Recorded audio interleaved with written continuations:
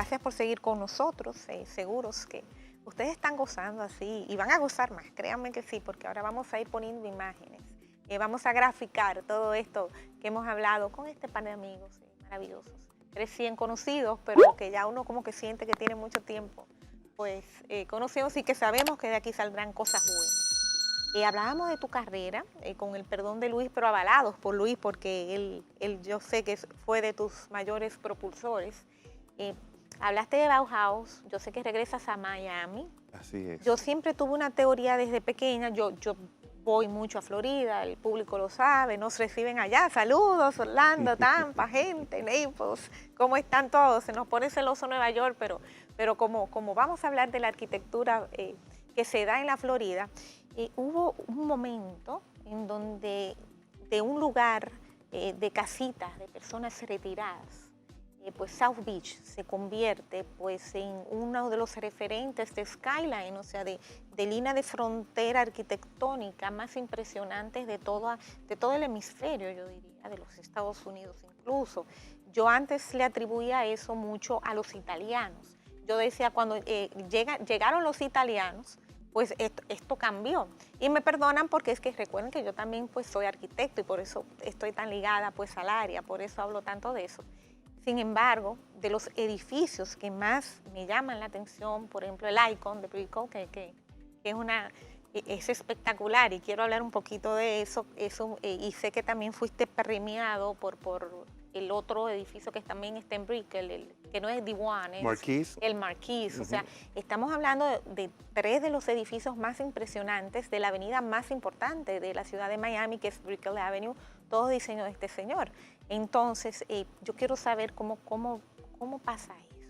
Porque, ¿y a quién era que tú conocías que te dieron todos esos trabajos? Sí. Para yo ir a hacer eso. Para mí es en realidad también un gran honor que Bernardo Folbrecha, mi maestro de arquitectónica, me haya dado responsabilidades de diseño en su compañía, y entonces es debido a eso que hemos podido no desarrollar estos diseños. ¿Cuál fue el primero de los tres? El primero fue One Miami. Yo lo tomé a One Miami a media. Le faltaba todavía toda la parte del lobby ahí? O sea, y el ¿cómo coronamiento. te permiten entrar ahí? Eso, tienes razón. La competencia era tan bestial hasta cierto punto para poder trabajar en arquitectónica, debido a la gran cantidad de arquitectos latinoamericanos y europeos.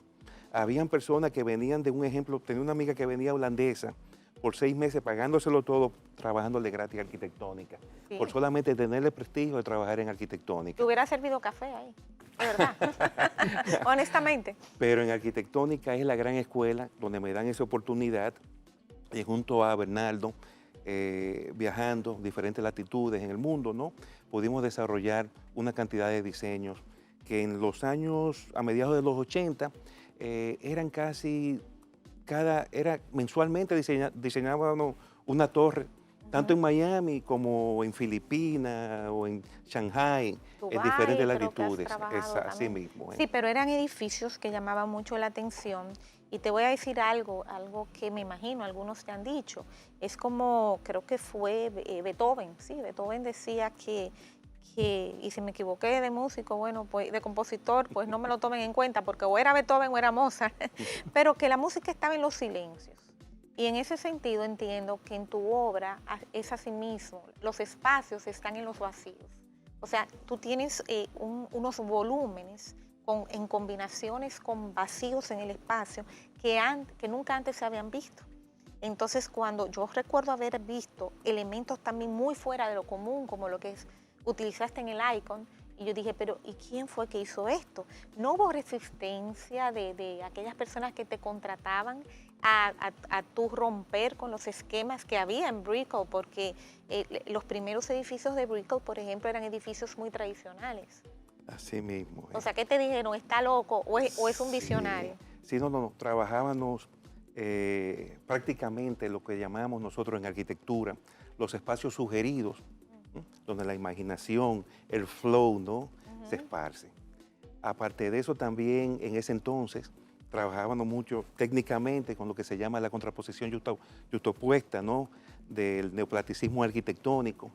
Y la intención es en realidad plantearse siempre y crear nuevas figuras arquitectónicas.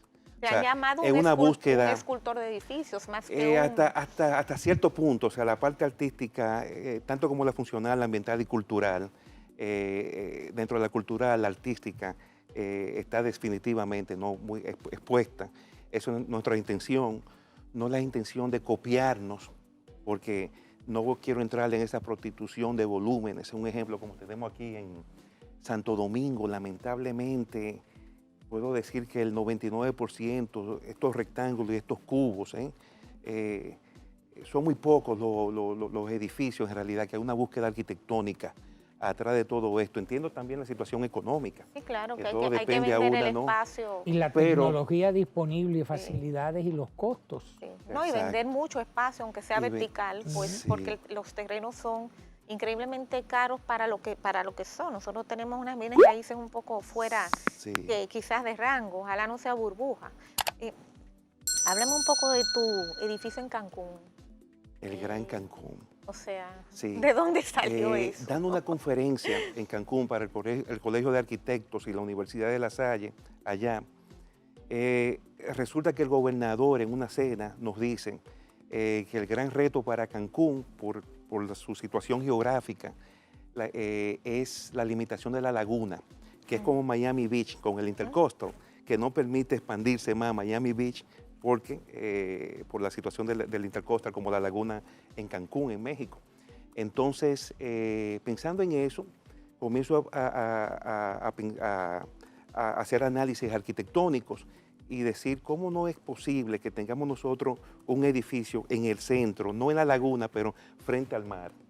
Y entonces, en base a una serie de análisis, me puse a estudiar que hay algunas 650 ecoplataformas marinas de extracción de petróleo en todo el Golfo.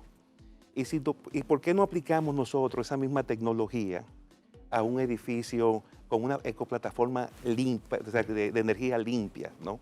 Y entonces de ahí fue que vino, ¿no?, todo esto, una ecoplataforma sostenible, diseño sostenible. Trabajamos con todo el programa de lo que es un centro de convenciones, también, aparte de eso, espacios comerciales. Una forma espectacular. Tratamos los volúmenes, trabajando entre los diferentes módulos verticalmente, con turbinas verticales, eólicas, paneles solares en todo el podium, ¿eh? Y entonces culturalmente buscando una identidad, ¿no?, del pueblo maya, que es lo que representa. Cancún significa nido de las serpientes. Ah, no sabía. Nido de serpientes, exacto. Entonces, en Medio feo el uno nombre, de los pero... viajes, uno de los viajes a Palenque, veo la tumba de Pascal, ¿no?, y que el Kukulcán va a retornar en un futuro cuando la prosperidad del área se represente. Entonces, de ahí que viene esa serpiente, porque es serpentina, el diseño, Sí, ¿no? sí. Es el Kukulcán, la serpiente que desciende de los cielos, con esa prosperidad económica que va a tener el pueblo maya. Tú te Y fijas que todo es cuestión de percepción, porque yo lo veía como un palito de coco. Yo decía, parece un palito de coco. es una gran escultura Sí, habitable. sí. Entonces, que artísticamente, con la arquitectura, funcionalmente, ambientalmente y culturalmente, trabajando todo esto para darle una identidad, un valor a la comunidad, ¿no?, y el carácter con que nosotros los arquitectos y los representamos. Ya has trabajado a shakes, has hecho palacios. Eso, ¿cómo ha sido esa experiencia? O sea, digo, yo saldría con terror de ahí. Yo diría que no desde antes. Es increíble que de la experiencia más placentera en cuanto a recursos, ¿no?, y darle rueda No, claro. a tu imaginación, porque tenemos la situación de que nos creamos también en un ambiente donde tenemos la realidad en un punto, tenemos la creatividad en el centro, junto a la imaginación, y la fantasía en otro lado. Entonces, hay arquitectos que se pasan su vida entera dentro de ese mundo de la realidad, usando prefabricados y repitiendo situaciones y figuras. Hay otros que avanzan un poco y dentro de la creatividad traen ciertas figuras a la ecuación. Unos son más audaces y por situaciones de budget económico también pueden ser con mucho más imaginación, pero aquellos que llegan al lado de la fantasía y traer todo ese universo es una excepción y es un privilegio. Luis, Entonces, ¿tú dirías que Richard quizás es el arquitecto que ha tenido más trascendencia en la República Dominicana a nivel internacional, ¿no? Bueno, en esta generación y gracias a No las en todas. comunicaciones y a la tecnología y oportunidades, sí, porque tenemos que ver nuestra época, nuestro momento.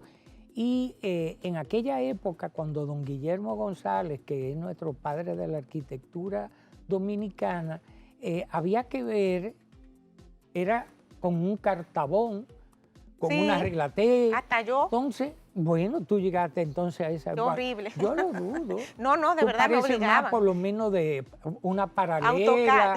o un tecnígrafo. Yo hacía trampa y usaba la paralela, pero me agarraron un par de veces. Pero él me dio- supo aprovechar y evolucionar en ese proceso y de oportunidades.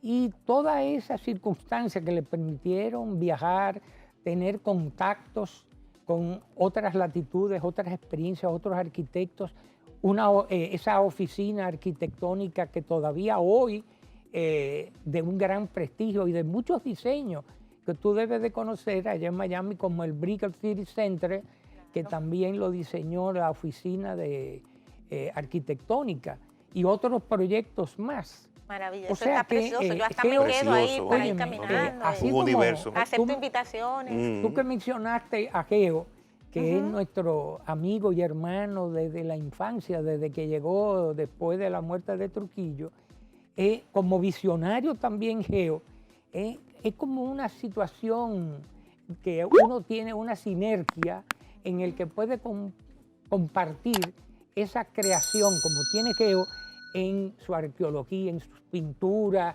en sus trabajos, en su visión. Ahora mismo, y gracias a las circunstancias, porque él está aquí casualmente, Vamos tenemos a hablar Richard, de eso, que sí. es un reto también y una oportunidad para más arquitectos dominicanos en las universidades de proyectar esa imaginación y aprovechar, como dicen, la tecnología, nuevos materiales, nuevos procesos, pero nosotros aquí todavía tenemos mucho que avanzar. Es como tener pues el talento y tener los dones que Dios da, pero también las oportunidades que Dios configuró a favor de uno. Entonces yo creo que debe ser un hombre, además de, yo lo iba a relajar un poco, iba a decir, debe ser muy agradecido y también extremadamente rico, y si no lo eres, bueno, pues hay problemas. Vamos con el proyecto que ambos están promoviendo y son 3 proyectos, creo, ¿no? Son 3 Sí, tenemos separados. varios pero proyectos que a se van a nivel traer urbano, a nivel urbano.